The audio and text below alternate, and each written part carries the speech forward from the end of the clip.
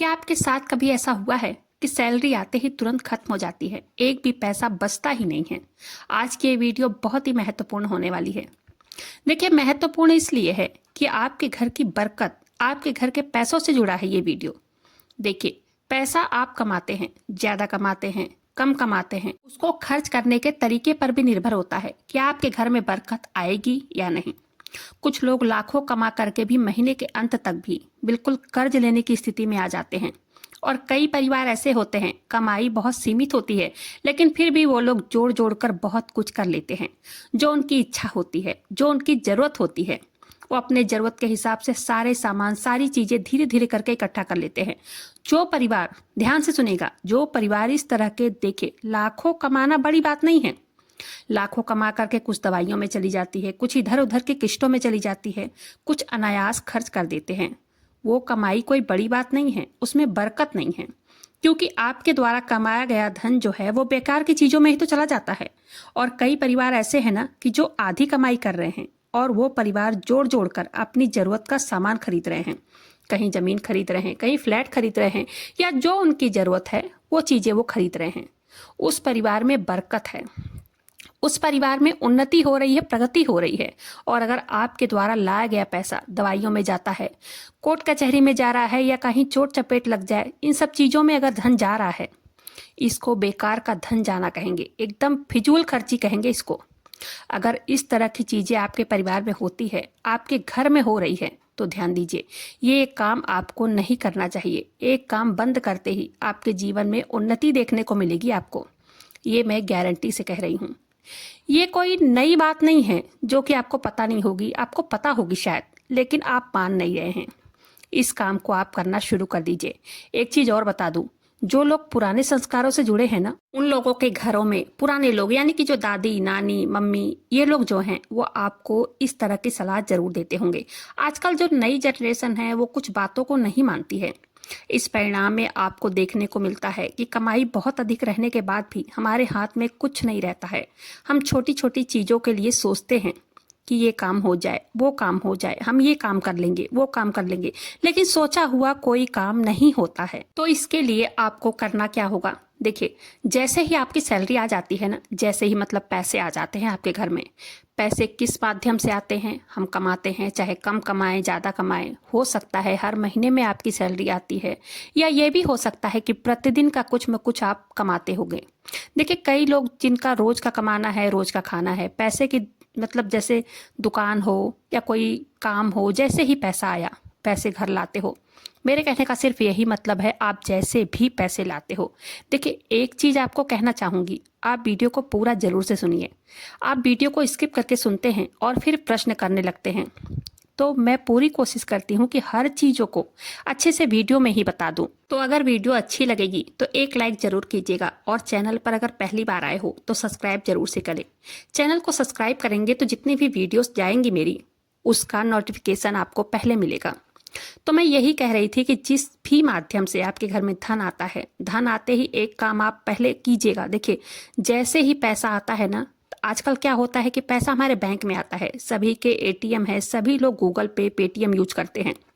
ये चीजें कीजिए, मैं आपको मना नहीं कर रही हूँ, लेकिन जब आपकी सैलरी आती है अकाउंट में, यानी कि पैसे आते हैं, अगर प्रतिदिन के पैसे आते हैं, तो वो भी मैं बता रही हूँ आज की वीडियो में। एकदम छोटे स्तर से एकदम ऊंचे स्तर तक बात करूंगी मैं, जिससे सबकी हित के बारे में बात हो। तो मेरे कहने का मतलब यही है कि जैसे आपकी सैलरी आती है, बैंक में आती है, और आप पेटीएम या गूगल पे से फटाफट खर्चा शुरू कर देते हैं।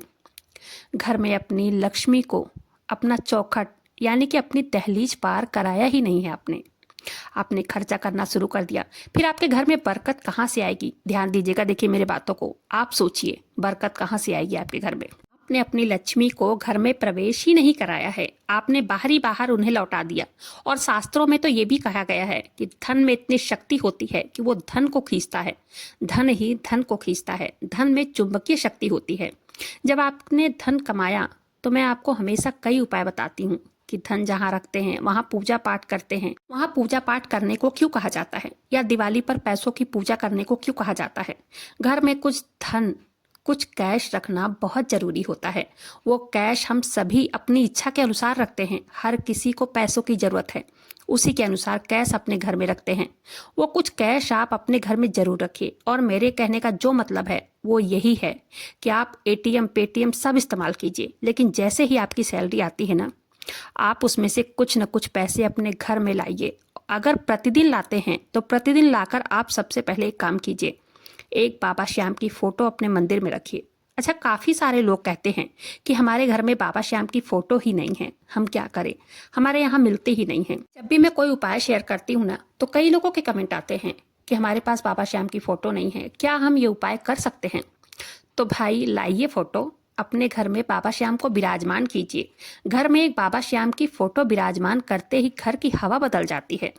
कई लोग कहते हैं हमारे यहाँ फ़ोटो नहीं मिलती है, तो इसलिए मैं लिंक भी अपने डिस्क्रिप्शन में दे देती हूँ कि लिंक पर क्लिक करके आप खरीद सकते हैं। बाबा श्याम की एक फ़ोटो अपने घर में रखिए, रोज़ उनके सामने दिया बत्ती कीजिए, उन्हें भोग अर्पित कीजिए, उनकी सेवा कीजिए। सच कहती हूँ, इससे आपके घर का वातावरण ही बदल जाएगा। जो भी आपकी कमाई होती है, प्रतिदिन या महीने में जब भी सैलरी आती है, आप अपनी पत्नी को पैसे लाकर दीजिए, उनके हाथों में दीजिए। अगर पुरुष हैं तो उनके हाथों में दीजिए, बहुत ध्यान दीजिए मेरी बातों को। शास्त्रों में भी कहा गया है कि घर की लक्ष्मी आपकी पत्नी होती है। तो आप पहले पैसों को उनके हाथों में दीजिए और उनसे कहिए वो बाबा श्याम के चरणों में वो पैसे रखें, रखकर प्रणाम कीजिए, बाबा श्याम को धन्यवाद कीजिए। उनसे कहिए, हे बाबा श्याम, आपकी कृपा हुई है मुझ पर, इसी पैसों में बढ़ोतरी कीजिए। फिर उनका धन्यवाद करने के बाद जो पैसे हैं आपके, उन पैसों को आपको जहां रखना हो, अपनी तिजोरी में, अलमारी में या डब्बे वगैरह में, जहां भी रखना हो वहां रख सकते हैं। बाबा श्याम के चरणों में स्पर्श कराने के बाद, ठीक है, आप क्या करें, उन पैसों को अपने स्थान पर रखें जहां आपको रखना है। फिर आप जहां भी खर्च करना चाहें वहां खर्च कीजिए। तो जैसे ही सैलरी आती है ना, आप ये काम तुरंत कीजिए। वो सैलरी आपकी, वो पैसे बाहर के बाहर नहीं जाना चाहिए, आपकी दहलीज के अंदर एक रात के लिए ही सही, लेकिन वो पैसे आना चाहिए। इस चीज़ का विशेष ध्यान रखें। और ये बात हमारी या आपकी या आज की नहीं है, ये पुराने समय के लोग जो है ना, इन सब नियमों को मानते थे और करते भी थे और बहुत सुखी थे। आपके हमारे जैसे इतनी कमाई नहीं थी उनके पास, लेकिन वो सुखी थे, उनके घर में बरकत थी। जितनी उनकी ज़रूरतें थी वो बहुत आसानी से पूरी हो जाती थी। और आज के समय में हमारी ज़रूरतें बहुत ज़्यादा है, हमारी इच्छाएं बहुत ज़्यादा है। कितने लोगों के तो पूरा पूरा जीवन समाप्त हो जाता है, लेकिन हमारी इच्छाएं ही नहीं पूरी होती हैं। मेरे कहने का मतलब है, रोज बाबा श्याम की पूजा कीजिए, रोज उनके मंत्रों का उच्चारण अपने घर में गूंजना चाहिए, कीजिए। अगर समय ना हो तो सुबह के टाइम में मोबाइल पर ही बाबा श्याम का भजन लगाकर या उनका मंत्रोच्चारण लगाकर रख दीजिए। और साथ ही साथ ये काम भी करना ही करना है। और साथ ही साथ एक चीज़ और आपको करनी है, अपनी तनख्वाह में से 10 रुपए भी हर महीने निकालिए और निकाल कर किसी गरीब, बेसहारा या किसी जानवर को ही कुछ खिला दीजिए। कुछ दान जरूर करना चाहिए अपनी सैलरी में से। या तो किसी मंदिर में जा रहे हैं दर्शन करने, 10 रुपए का प्रसाद ही चढ़ाइए। प्रसाद चढ़ाकर आपने देखा होगा किसी भी मंदिर के बाहर बहुत गरीब बैठे रहते हैं, उन्हें वो प्रसाद दीजिए। या तो किसी को वो 10 रुपए दान कीजिए। देखिए, दान भी ऐसे लोगों को करना चाहिए जो कमाने की स्थिति में ना हो, उनकी मदद करनी चाहिए। कई लोग हट्टे कट्टे मांगने चले आते हैं, उन्हें दान नहीं करना चाहिए। वो सारा दिन मांगते हैं, शाम को रात में शराब पी लेते हैं। हमारा पैसा बुरे कामों में गया ना, तो इसलिए कभी भी किसी को ऐसे दान नहीं करना है। अपंग हो, वृद्ध लोग हों, उन्हें दीजिए। कई अपंग लोग कमा नहीं सकते हैं, अपना पेट भरने के लिए भीख मांगते हैं। और बुजुर्ग, उनकी क्या कहें। आजकल बेटे बहू भी ऐसे ऐसे होते हैं ना कि अपने बूढ़े माता पिता को ही घर से निकाल देते हैं। उन्हें मजबूरी में अपना पेट पालने के लिए मांगना ही पड़ता है। तो दान कीजिए। देखिए, हम पर बाबा श्याम की इससे कृपा मिलती है क्योंकि वो हारे का सहारा है। अगर आप किसी हारे हुए गरीब दुखिया की मदद करते हैं ना, तो बाबा श्याम उसका 4 गुना ज़्यादा देते हैं हमें। देखिए, ये काम करना आप शुरू कर दीजिए और आज से ही करना शुरू कीजिए। अगर आप गृहिणी हैं तो अपने पति से कहिए कुछ ना कुछ पैसे लाकर घर में दीजिए। घर में कोशिश करें कि कुछ ना कुछ पैसे आपके घर में रहना ही चाहिए। एक बार फिर कह रही हूँ, आप सबसे कुछ पैसे घर में रहना चाहिए। देखिए, मैं बार बार एक ही बात को क्यों कह रही हूँ, इससे होता क्या है पता है, धन ही धन को खींचता है। धन में चुंबकीय शक्ति होती है। और पता है, धन को यानी कि पैसों को लाल कपड़े में लपेट कर रखे ना, तो जहाँ भी जितना भी खर्च हो जाए पता भी नहीं चलता और कहीं ना कहीं से हमारे घर में धन और आ जाता है। ये मेरा खुद का आजमाया गया उपाय है, खुद का एक्सपीरियंस है जो मैं आपको बता रही हूँ। कभी कभी ऐसा जो होता है ना कि पैसे लास्ट महीने होते होते एक भी नहीं बचता और यहाँ तक कि कर्ज लेने की संभावना हो जाती है। तो ऐसा आप करके देखिए, आप खुद महसूस करेंगे कि पैसा आपकी महीने पूरे हो भी गए हैं और तो और खर्च भी हमने ज़्यादा कर दिया है। उल्टा ज़्यादा खर्च होने के बाद भी दूसरी सैलरी आने वाली है लेकिन पैसा अभी भी बचा हुआ है, कर्ज भी नहीं लेना पड़ा है। इसे टोटका कह लीजिए या इसे उपाय कह लीजिए, आप इसको करके देखिएगा। ये बहुत ही चमत्कारी टोटका है, उपाय है, जो भी कह लीजिए, बाबा श्याम की कृपा है, जो भी कह लीजिए। उम्मीद करती हूँ आज की जानकारी पसंद आई होगी। अगर जानकारी पसंद आई हो वीडियो को लाइक कीजिएगा, अपने ही चैनल मैजिक उपाय को सब्सक्राइब जरूर से कीजिएगा। ऐसे ही वीडियो देखने के लिए, बाबा श्याम से जुड़ने के लिए। मिलते हैं फिर ऐसे किसी वीडियो के साथ। बाबा श्याम नाम का जयकार दिल से लगाइएगा। तब तक के लिए जय श्री श्याम, हारे के सहारे की जय हो।